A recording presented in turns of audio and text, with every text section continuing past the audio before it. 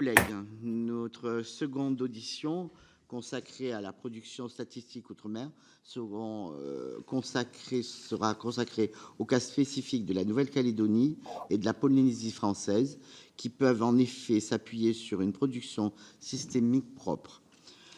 Nous en tiendrons donc par visioconférence avec Madame Élise Desmazures, directrice de l'Institut de la statistique et des études économiques de la Nouvelle-Calédonie, et Monsieur Hugues Horatius Clovis, directeur de l'Institut de la statistique de la Polynésie française. Alors, Madame la directrice, Monsieur le directeur, je vous rappelle que notre commission d'enquête a été constituée à la demande du groupe communiste républicain citoyen écologique et Kanaki. Elle a débuté ses travaux le 27 janvier dernier et ma collègue Evelyne Corbière-Namazo en est la rapporteure. Nos auditions ont débuté la semaine dernière. Nous avons entendu d'anciens DGOM, plusieurs universitaires spécialistes de l'action publique dans les Outre-mer ou encore des économistes et responsables d'administration. L'objet de nos travaux est de comprendre la persistance, voire l'accroissement des inégalités dans les Outre-mer, notamment en matière d'éducation, de formation, d'emploi, de revenus et de partage de la richesse. L'ICNC et l'ISPEF, assurent notamment la production de données démographiques, économiques et sociales pour les territoires néo-calédoniens et polynésiens. Les instituts que vous dirigez, Madame Desmazures et Monsieur Horatius Clovis, permettent une analyse plus fine des dynamiques locales et, in fine, au service d'une meilleure adaptation des politiques publiques territoriales. L'existence d'une production statistique propre soulève dans le même temps la question de la comparabilité des données avec celles produites par l'INSEE et dans l'Hexagone. Enfin, nous serons tentés de vous demander si vous parvenez à faire mieux que l'INSEE, à la fois en termes de fréquence et de précision des données statistiques. Votre ancrage local est-il un atout ?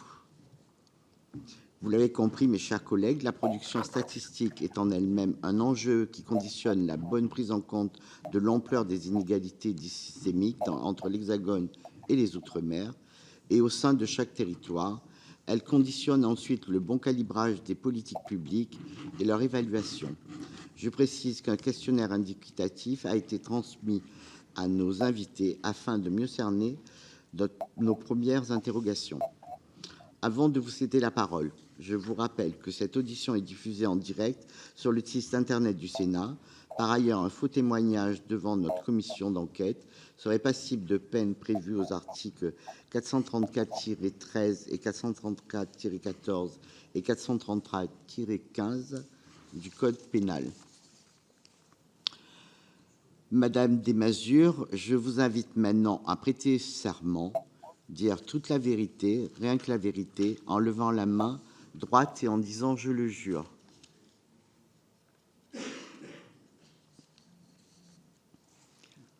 On ne vous a pas entendu. Vous nous entendez? Je vous entends très bien, excusez-moi, j'avais coupé mon... Voilà. Je jure de dire toute la vérité. Je vous remercie. Avec la vérité.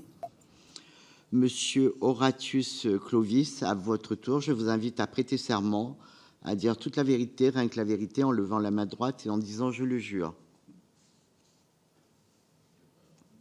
Je le jure.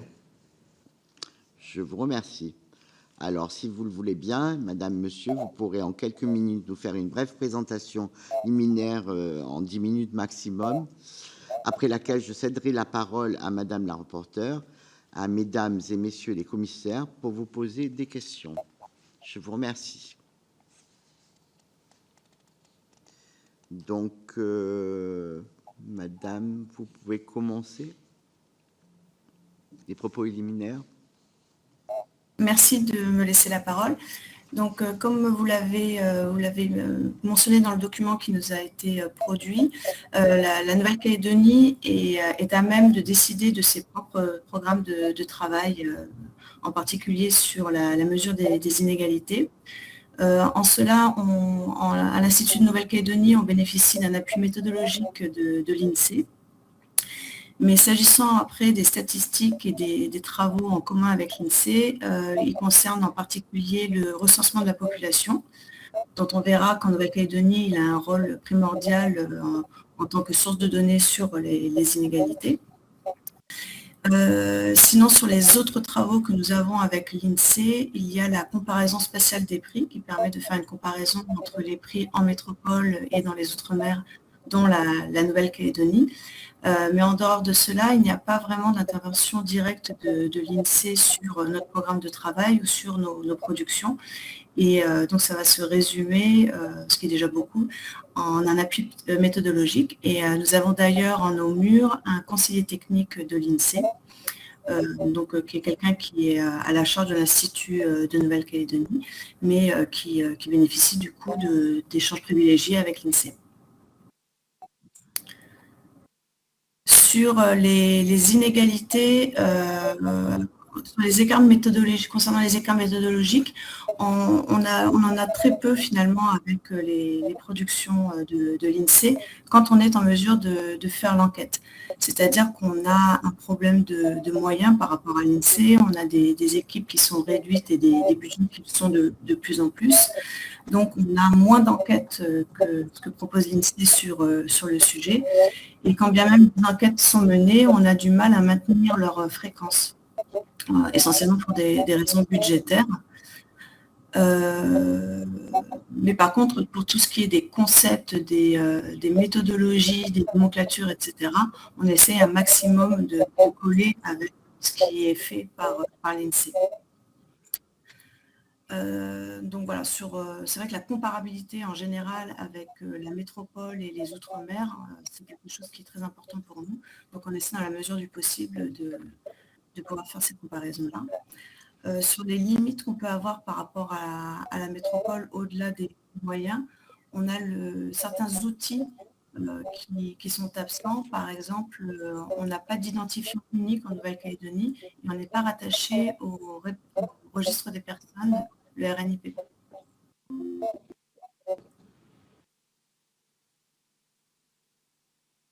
Donc voilà un propos liminaire, si je suis le document que vous nous avez envoyé, ce que je peux vous dire.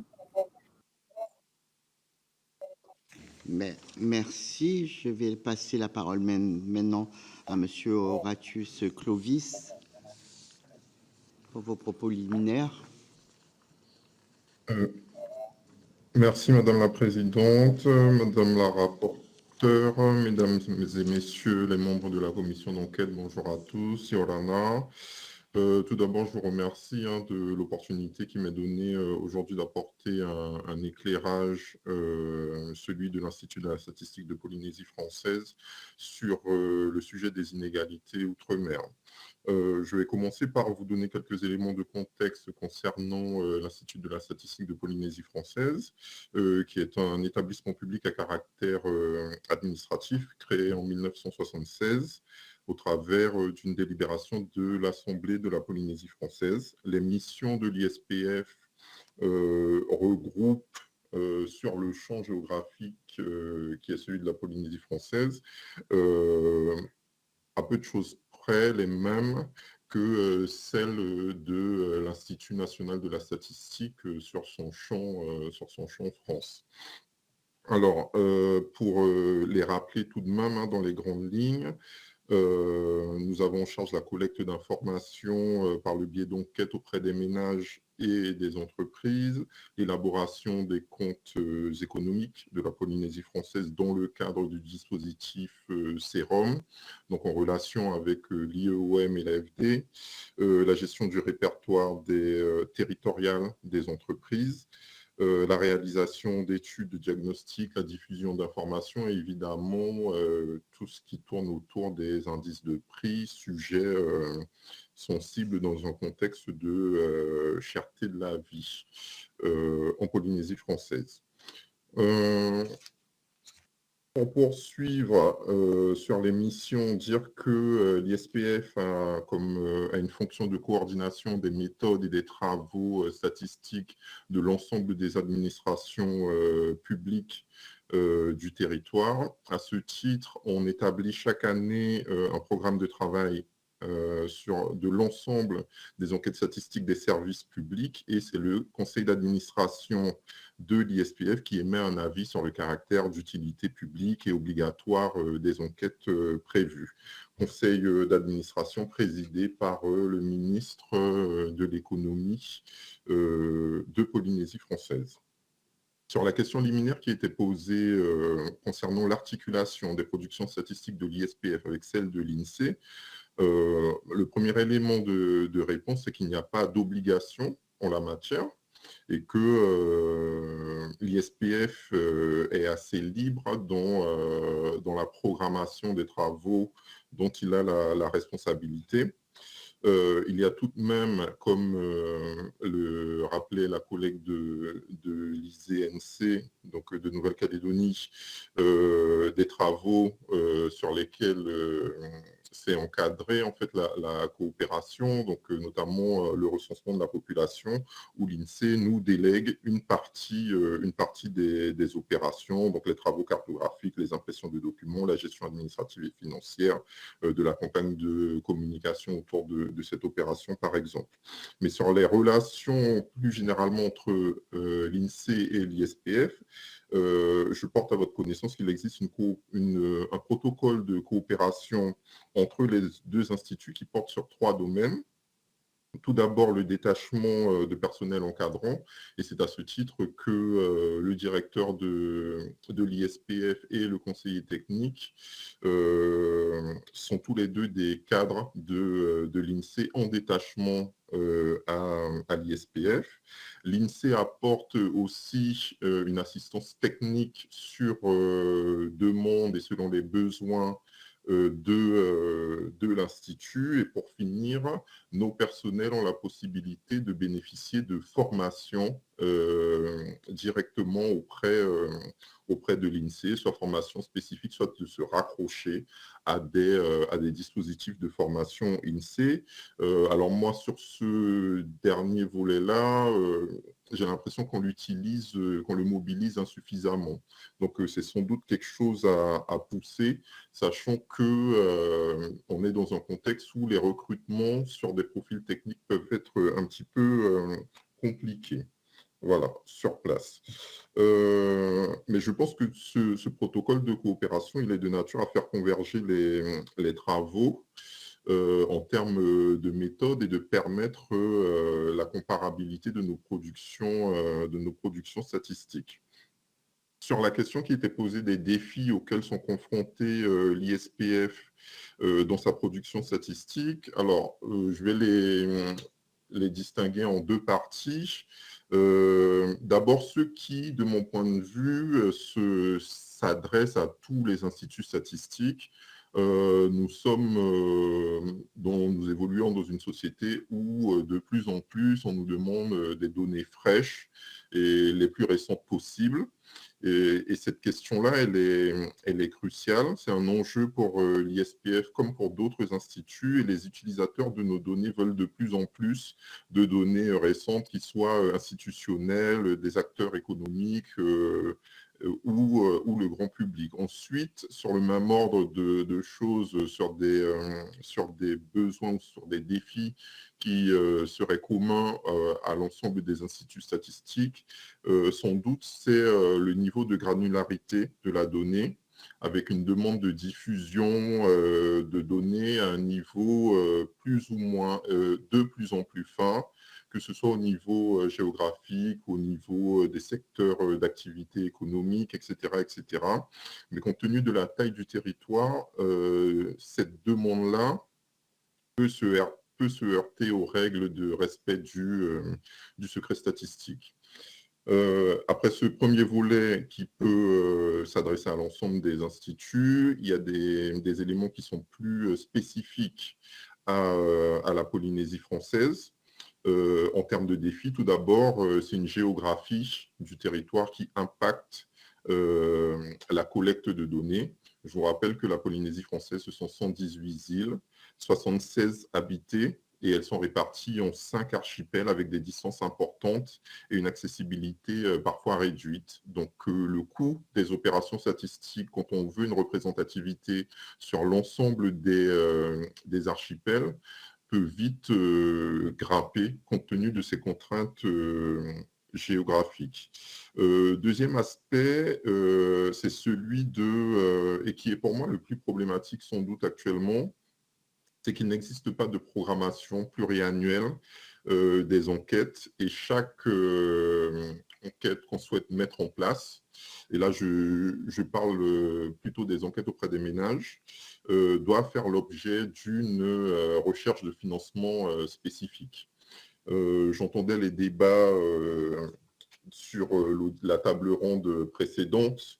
C'est vrai que le financement des GOM dont bénéficient les DROM et la programmation d'enquête qu'il y a avec une visibilité sur 3, 4, 5 ans, avec des enquêtes par thématique qui sont prévues. Actuellement, on l'a pas en Polynésie française, c'est-à-dire que ce qui est prévu et récurrent, donc le recensement de la population, la participation à l'enquête comparaison spatiale des prix, qui sont des enquêtes pilotées par l'INSEE, ça on l'a, mais à part ça, moi je n'ai pas de visibilité en tant que directeur de l'Institut sur quelle enquête on va mener, sur quelle thématique en 2028, en 2029 et en 2030, etc. etc. Donc ça, c'est une vraie difficulté. Alors, il y a des pistes, hein, on réfléchit à améliorer ça. En termes de pistes, il y en a 2. Il y a une mission d'appui de l'inspection générale de l'INSEE que j'ai sollicitée et qui devrait justement faire le tour des institutionnels du territoire pour dégager les thématiques et une programmation des enquêtes. Et puis sans doute qu'il manque en local une instance de concertation entre les producteurs et les utilisateurs des données. Pour en venir à la question clé des indicateurs socio-économiques portant sur les inégalités et ce qui ressort en majeur, comme vous le savez, qui a dû être exposé lors des auditions précédentes, la pauvreté est un phénomène multidimensionnel. D'abord, pour ce qui concerne l'approche monétaire de la pauvreté par les revenus, la principale source en Polynésie française, c'est l'enquête budget des familles, qui est réalisée de façon irrégulière.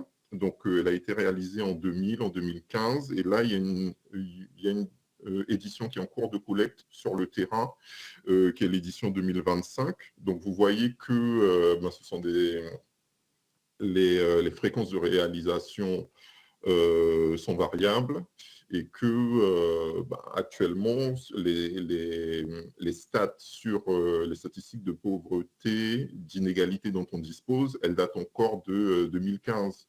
Donc, ce n'est pas satisfaisant pour nous. Alors, il y a eu des réflexions par le passé sur les dispositifs qui peuvent être mis en place, l'idée de réaliser cette enquête à minima une fois tous les 5 ans. Donc, ça doit se poursuivre et se concrétiser, ces réflexions-là. Mais ça, c'est une vraie difficulté à laquelle on est confronté. Du coup, en termes d'informations dont on dispose, donc, le taux de pauvreté 2015, il est de 20%.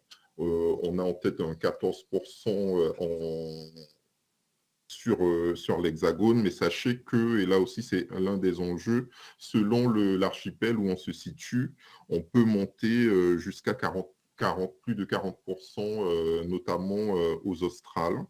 Et alors qu'aux îles du Vent, on est plutôt autour de 16%.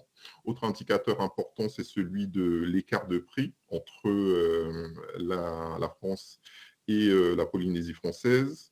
Un écart de prix qui est passé de 31%, qui est actuellement de 31%, et qui était à 39% en 2016. Donc, on peut dire que c'est un écart de prix qui reste important, mais qui s'est réduit au fil du temps.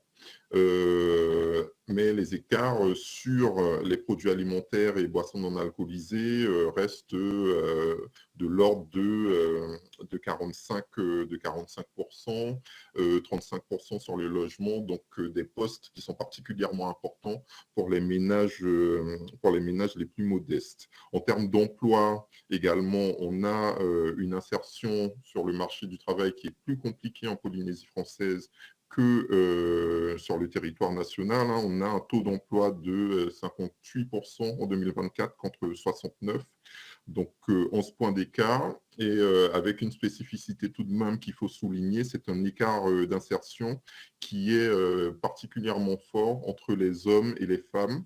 12 points d'écart en Polynésie française contre 5 dans l'Hexagone.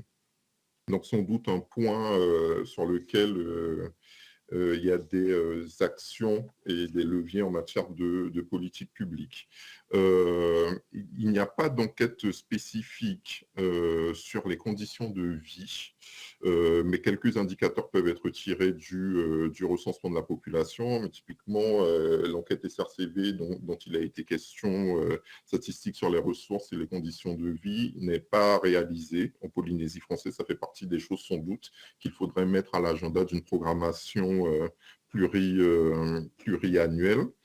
Le recensement permet de nous renseigner sur l'équipement du logement. Donc, on a des indicateurs, par exemple, sur la connexion Internet des logements. Et on sait que entre deux recensements, la fracture, ce qu'on va résumer comme la fracture numérique, elle s'est réduite. Donc, ça, c'est plutôt un signal positif. Et pour finir mon propos liminaire,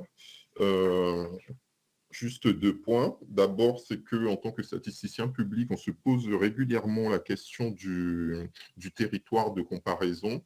Quand dans le cadre de nos études, en effet, qu'est-ce qui est le plus pertinent? Est-ce que c'est de nous comparer aux autres États du Pacifique, aux autres territoires ultramarins ou alors l'Hexagone? Est-ce que la cible, ça doit toujours être sur tous les sujets la France hexagonale? Moi, j'en suis pas convaincu. C'est sans doute au cas par cas qu'il faut regarder parce que les territoires ont des trajectoires et des caractéristiques différentes. Ensuite, autant il est intéressant de s'intéresser aux inégalités entre la Polynésie française et la France hexagonale, qu'il est sans doute aussi important d'appréhender les disparités internes à la Polynésie française. La réalité quand on vit à Tahiti, à Moorea, n'est pas la même que quand on est aux Marquises, aux Australes, au Tuamotu. Et ça, c'est un point sur lequel nos autorités de tutelle nous demandent de plus en plus d'éléments statistiques en amont des politiques publiques pour les calibrer au mieux, mais aussi dans une optique d'évaluation des politiques publiques mises en place, sachant que sur ce domaine-là, l'Institut se positionne peu en termes d'évaluation de politique publique. D'ailleurs, ce n'est pas quelque chose qui est explicitement mentionné dans l'arrêté de création de l'ISPF qui énumère les missions de l'Institut. Pour vous donner des exemples de sollicitations, puisque c'était formulé dans le questionnaire préparatoire, on a pu être sollicité pour apporter des données dans le cadre d'un projet de loi pays relatif à la revalorisation du SMIC, aux modalités de cette revalorisation du SMIG, ici, salaire minimum garanti, mais aussi sur une politique qui a été mise en place d'abaissement de la TVA pour les archipels éloignés, avec l'idée de pouvoir mesurer les écarts de prix entre Tahiti et les archipels éloignés. Donc actuellement, nous sommes en train de travailler sur une étude de faisabilité de ce type de travaux qui, à ma connaissance, n'existe pas sur d'autres territoires ultramarins. Mais c'est vrai que la géographie de la Polynésie française justifie, du point de vue du statisticien uniquement,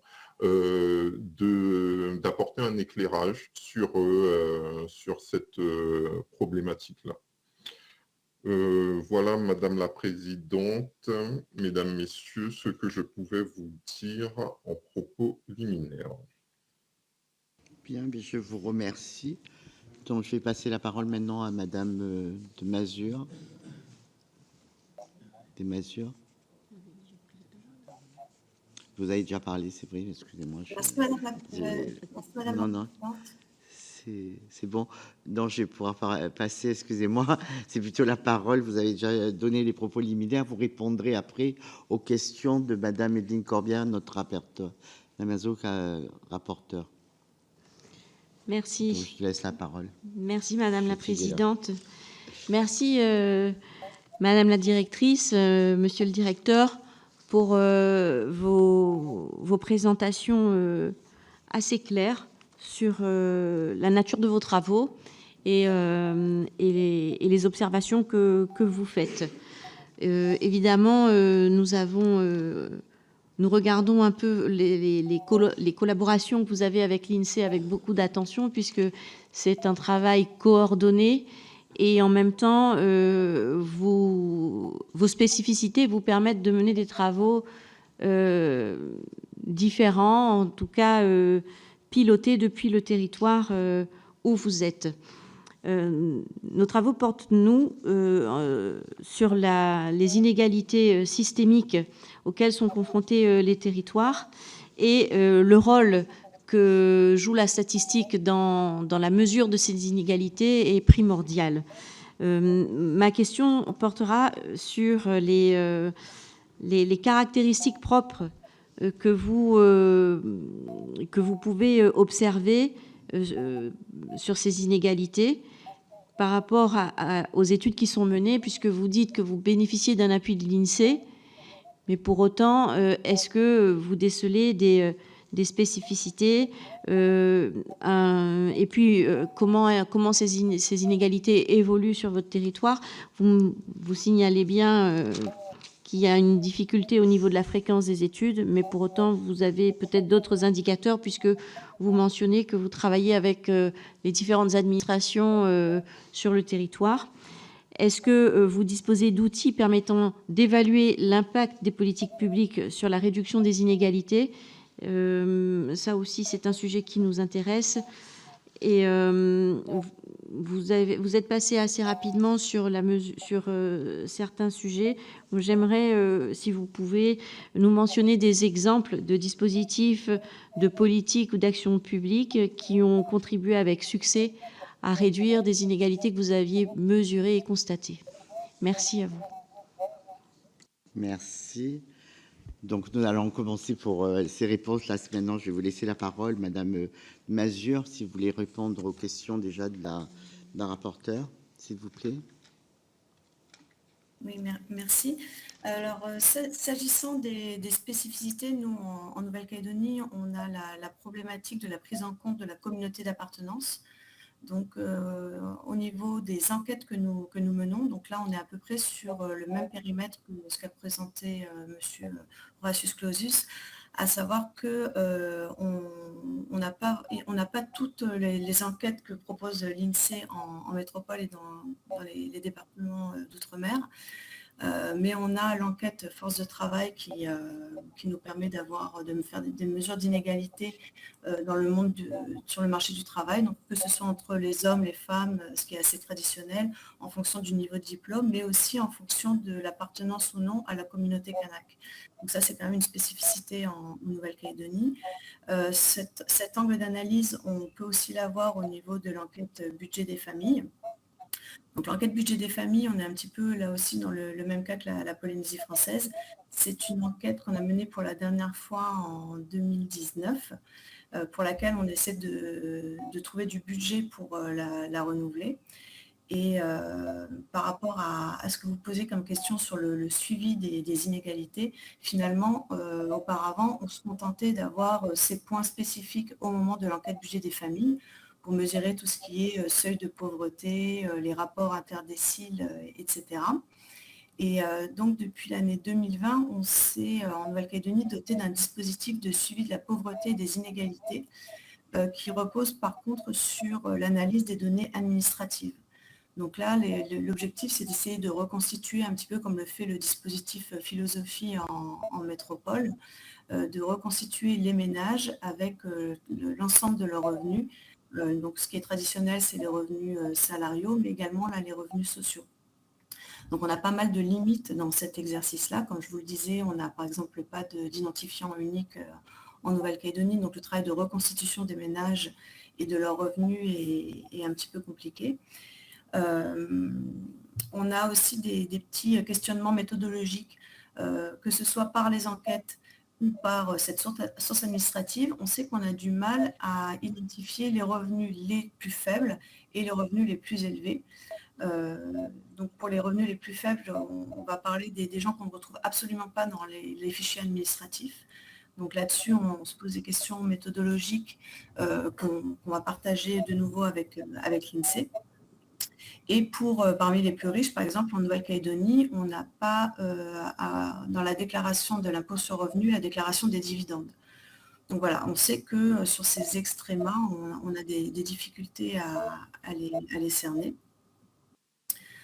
Et bien évidemment, à chaque fois qu'on a recours à un fichier administratif, que ce soit sur l'analyse de l'emploi ou sur les revenus dont je viens de vous parler, là, pour le coup, on perd l'information sur l'appartenance à la communauté kanak ou non. Ce que l'on n'a pas également en Nouvelle-Calédonie, donc c'est toutes les enquêtes en lien avec le revenu, et du coup, on n'a pas non plus de visibilité sur le patrimoine des personnes, ce qui pourrait être aussi une information intéressante. Et sur les conditions de vie, là, on est dans la même situation que la Polynésie française. C'est essentiellement le recensement de la population qui a lieu tous les 5 ans, qui nous permet de faire un état des lieux sur les problématiques de foyers sans revenus, de suroccupation, des questions de confort minimum, etc. Et sur les questions de pouvoir d'achat, ça c'est quelque chose sur lequel on est très souvent interrogé. Pour l'instant, on se contente de se comparer avec la métropole. Donc, on a cette fameuse enquête de comparaison spatiale des prix qui nous permet de faire des points relativement réguliers. Mais en face de ça, on va comparer donc, un niveau de prix qui est beaucoup plus élevé en Nouvelle-Calédonie et en Polynésie française, et nous, on va le comparer à un niveau de salaire, en expliquant bien que si les salaires étaient 40% plus élevés qu'en métropole, mais il y aurait beaucoup moins de sujets que ce qu'on constate actuellement avec des salaires qui sont inférieurs, donc des prix supérieurs de quasiment 40% et des salaires inférieurs.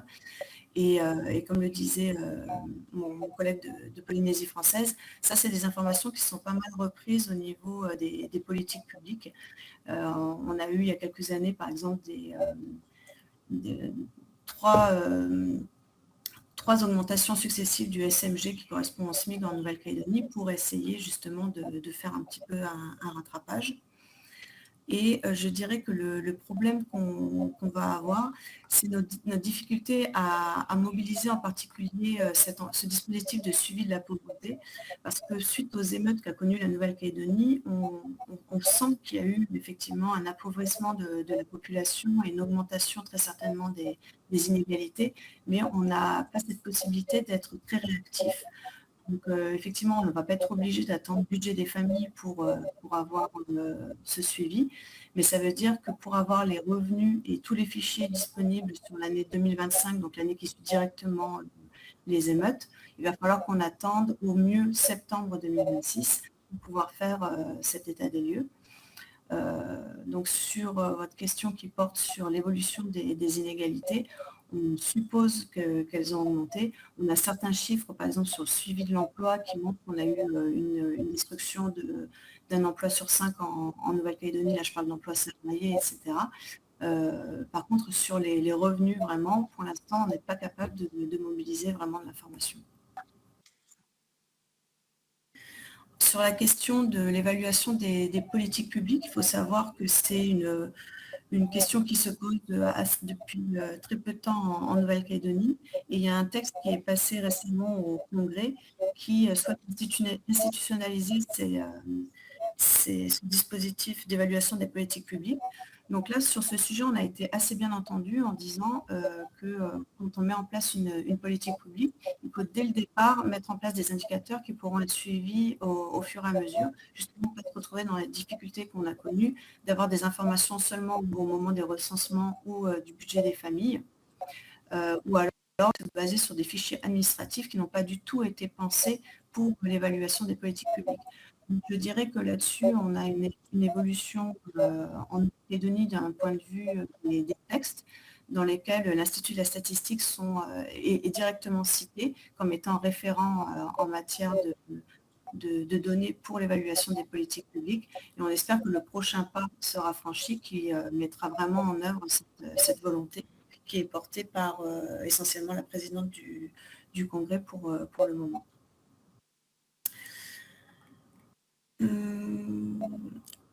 Après, pour rebondir sur ce que disait mon collègue de Polynésie française, c'est vrai que la question de la comparaison et la notion de pauvreté aussi pose problème en Nouvelle-Calédonie.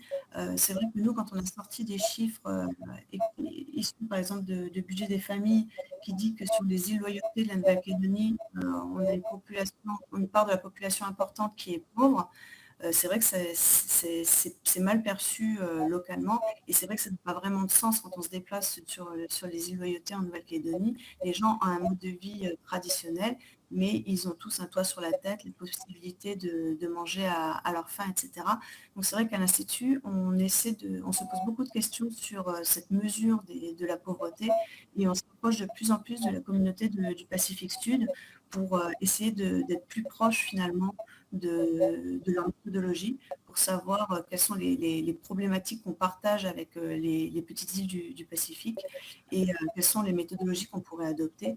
Et ça nous motive d'autant plus à essayer de trouver des financements pour mener l'enquête budget des familles le plus rapidement possible, l'année prochaine si possible, pour pouvoir intégrer justement ces nouveaux concepts et faire des tests grandeur nature en Nouvelle-Calédonie.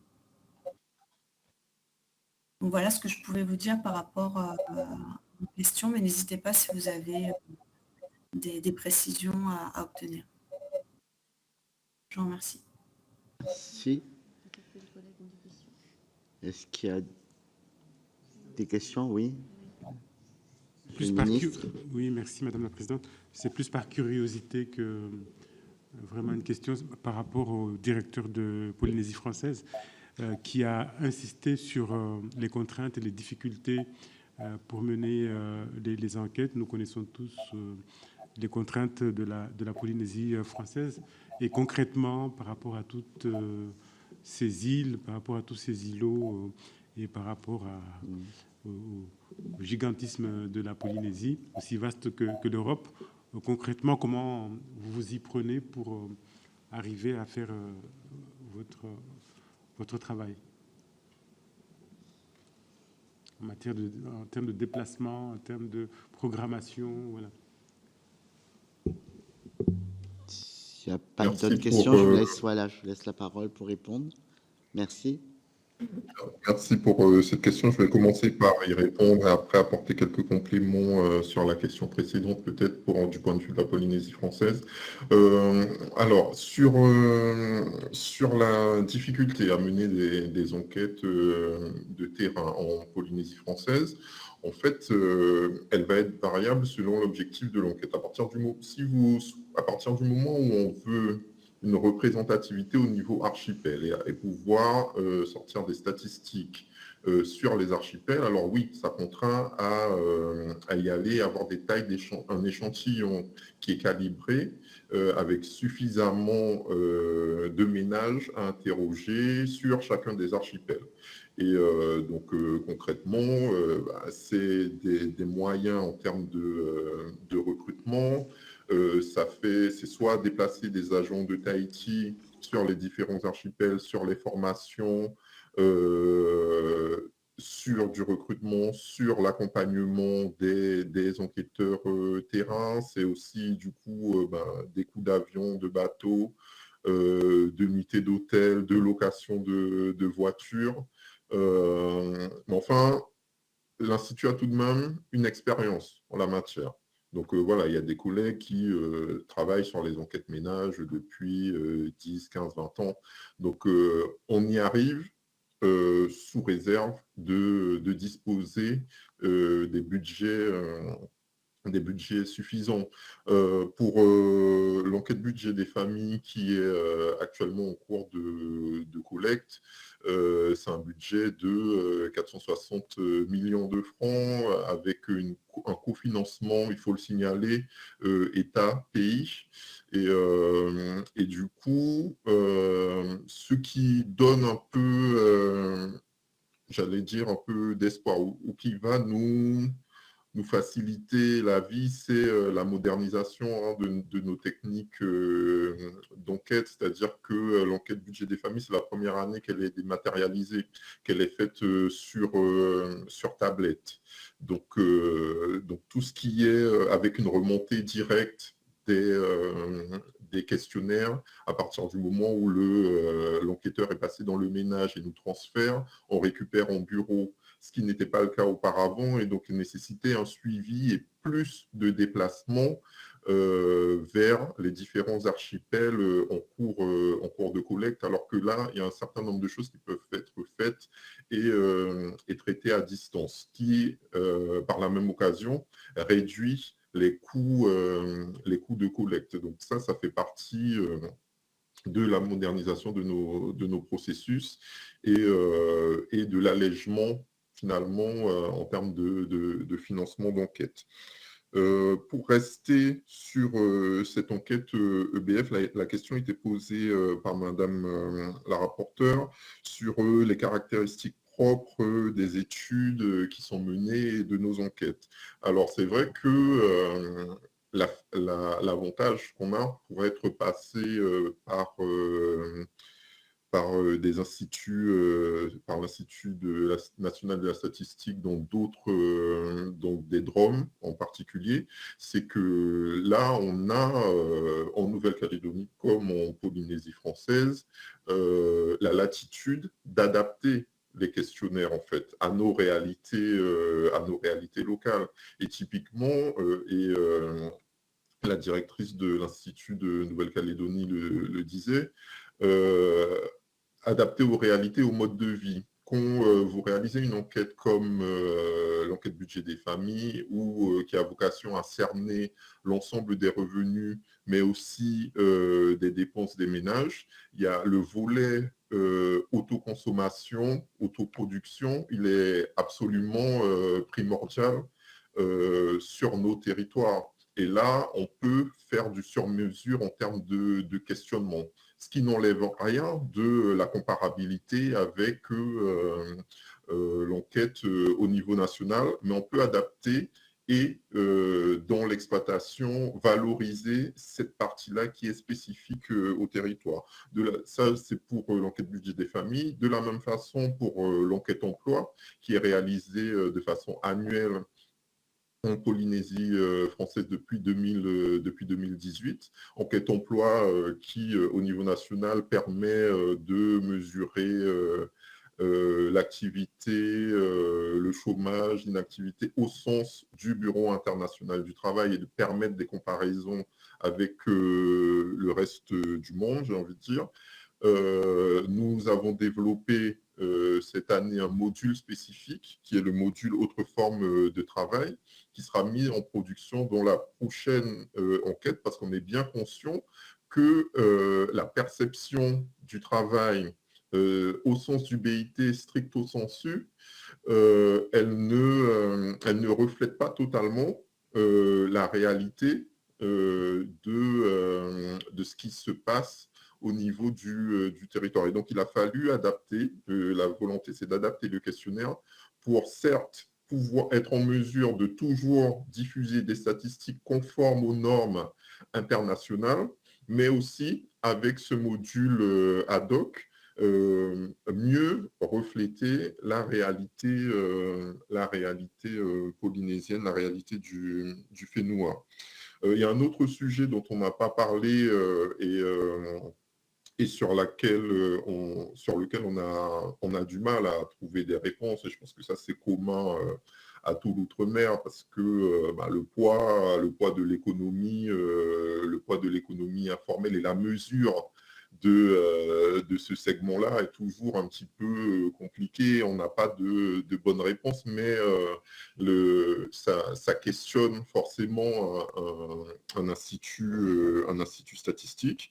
Et puis, pour boucler sur ce qui pourrait être mis en place en termes d'enquête, typiquement, c'était en 2024 a eu lieu dans l'Hexagone une enquête sans domicile. C'est vrai que c'est un sujet sur lequel on n'a pas de données fiables en Polynésie française, et qui, de mon point de vue, gagnerait à être mise en place, et l'Institut pourrait apporter un éclairage sur le sujet, toujours dans la même logique. Il y a un questionnaire, puisque ça a été mené dans l'Hexagone, qui existe. On le reprend, on l'adapte aux besoins du territoire, mais ça fait un point de comparaison entre la Polynésie française et l'Hexagone. Sur la difficulté liée au fichier administratif, nous sommes dans une situation proche de celle de la Nouvelle-Calédonie, parce que soit il y a absence de fichiers, soit ce sont des fichiers qui ont des lacunes et qui ne sont pas exhaustifs, et qui n'ont pas été pensés pour derrière en faire une exploitation statistique, avec la particularité qu'en Polynésie française, il n'y a pas de dispositif de déclaration des revenus en tant que tel, et du coup, ça fait tomber un certain nombre de travaux qui peuvent être menés ailleurs sous condition de qualité de fichiers. Les collègues des départements régions d'outre-mer en parlaient précédemment, mais nous, c'est juste que comme il n'y a pas de dispositif d'impôt sur le revenu similaire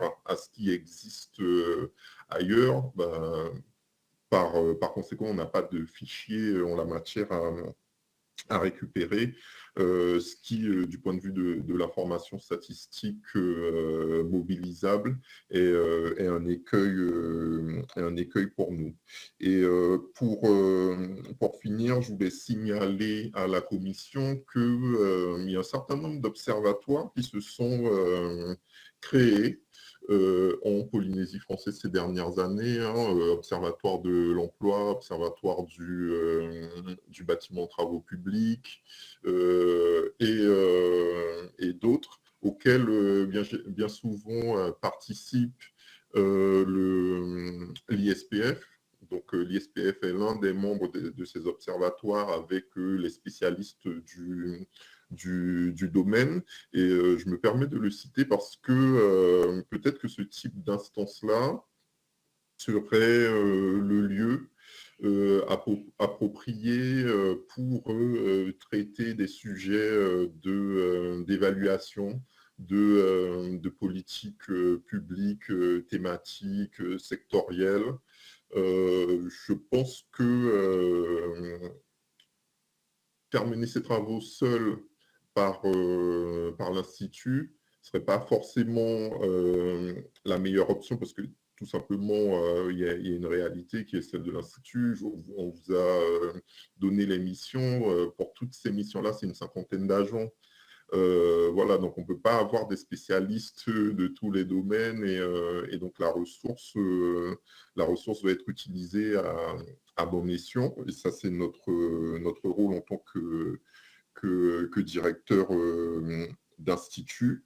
Et c'est vrai, comme je vous le disais dans mon propos liminaire, c'est un domaine sur lequel on ne s'est pas spécifiquement positionné. C'est pas Donc, si je ne l'ai pas mentionné, ce n'est pas du tout pour éluder le sujet, hein, c'est que d'abord, je pense que c'est compliqué d'isoler l'effet spécifique d'une mesure de politique publique sur la réduction des inégalités. À mon avis, c'est multifactoriel. Enfin, il y a plusieurs causes qui peuvent mener à la réduction des inégalités qu'on peut mesurer à travers nos indicateurs. Donc, ce sont des travaux à mener sur lesquels moi j'aimerais effectivement que l'Institut puisse se positionner, mais à mon sens, c'est pas l'Institut seul. Même si sur les méthodes, évidemment, ça c'est notre boulot et on doit apporter les garanties méthodologiques d'un point de vue statistique, ça c'est certain. Il n'empêche qu'on gagnerait à le faire de concert avec des spécialistes des domaines sur lesquels portent les politiques publiques qu'on voudrait évaluer. Voilà ce que je peux apporter. Il n'y a pas d'autres questions. Oui. Merci Madame la Présidente. Merci Monsieur Horatius Clovis. Merci Madame Desmazures. Madame Desmazures, vous avez mentionné plusieurs choses. J'ai juste une question sur la spécificité que vous avez évoquée. Quel texte prévoit spécifiquement la prise en compte dans les statistiques de l'appartenance à la communauté kanak? Si vous pouviez nous apporter cette information. Et quelles sont les inégalités qui frappent spécifiquement ou de façon plus importante la communauté kanak? Comment est-ce qu'elles évoluent? Et est-ce qu'il existe des mesures de réduction de ces inégalités que vous avez pu évaluer depuis récemment? Et puis, pour quelles raisons vous ne pouvez pas réaliser des enquêtes sur les revenus et les patrimoines? Merci pour vos réponses. Merci Madame pour vos questions. S'agissant de la mesure des inégalités et de la prise en compte de la communauté d'appartenance, c'est vrai que c'est un sujet qui a été plusieurs fois discuté. Et c'est vrai que dans le cadre de tout l'accompagnement institutionnel de la Nouvelle-Calédonie, l'objectif de réduction des inégalités entre les communautés est clairement spécifié. Et c'est pour cela que la Nouvelle-Calédonie pose la question de cette appartenance communautaire. Alors derrière, il y a beaucoup de questions que ça soulève de nouveau. Par exemple, au recensement de la population, on va poser la question et il y a plusieurs possibilités de réponse et pas seulement kanak, non kanak. On a les populations wallisiennes et futuniennes, par exemple, asiatiques, etc. Mais finalement, le problème après de la taille d'échantillon fait qu'on ne pourrait pas présenter tous les résultats des enquêtes, en particulier enquête force de travail, budget des familles, etc., en présentant à chaque fois les résultats pour chaque sous-communauté finalement indiquée. Et c'est pour ça que le choix a été fait de se focaliser sur la notion de kanak, non kanak.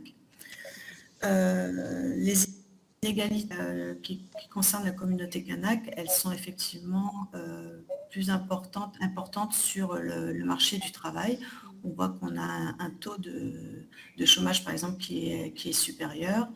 Au niveau du recensement, ce qu'on va suivre, c'est le niveau de diplôme. Donc là, ce qui est intéressant, c'est vraiment de se focaliser sur une partie de la population, sans garder à chaque fois les populations qui n'ont pas eu de diplôme à un moment donné de leur vie, qui ne vont pas l'acquérir par la suite.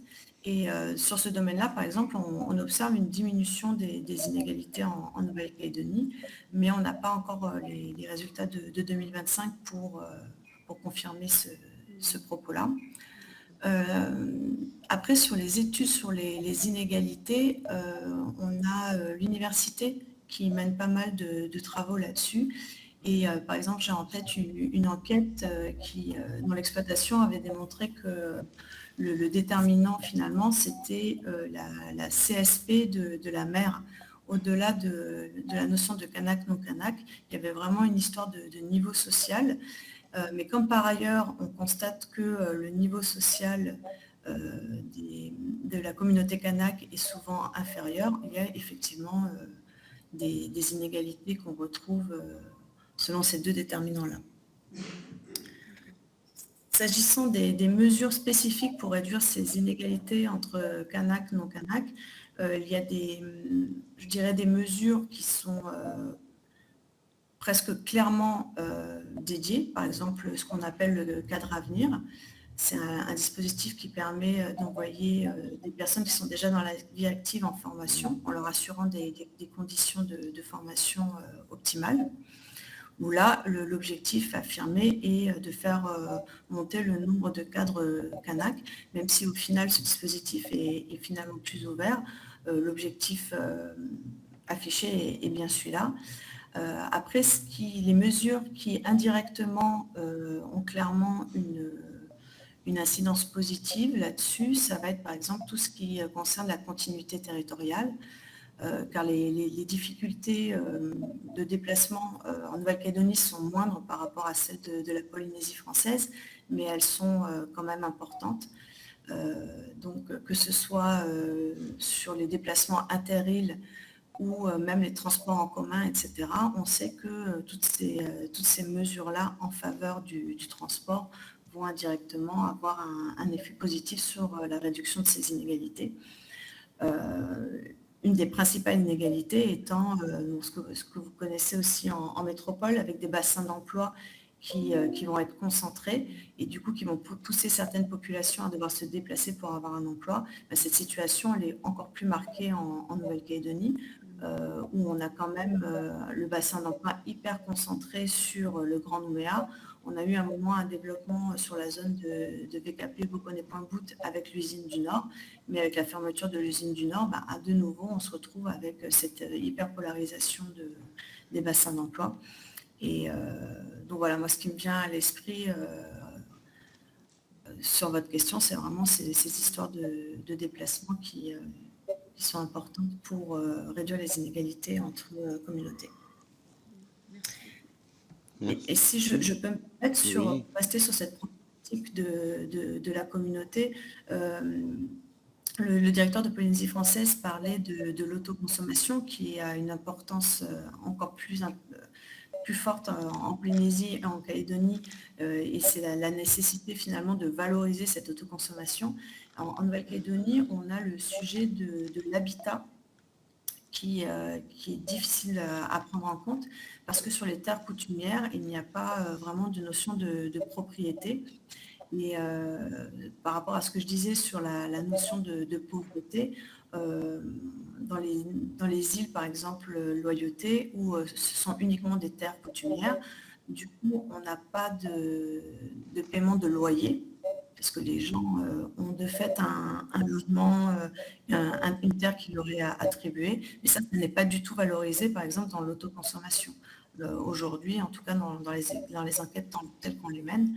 Et voilà, toutes ces particularités, le fait d'avoir la cohabitation entre plusieurs communautés, effectivement, ça nous entraîne à nous poser des questions pour nous adapter finalement à des réalités qui sont totalement différentes entre Nouméa, le Grand Nouméa et tout le reste de la Nouvelle-Calédonie. Merci. Merci. Il n'y a plus de questions, D'accord. Bien, mais madame et monsieur, je vous remercie d'avoir participé à cette audition et de nous avoir éclairés. Et donc, je terminerai mes propos en vous précisant que vous pouvez éventuellement, si le besoin en était, de compléter votre exposé par écrit, si vous le voulez bien. Je vous remercie. Merci à vous. Bonne soirée. Merci beaucoup. Bonne soirée. Au revoir.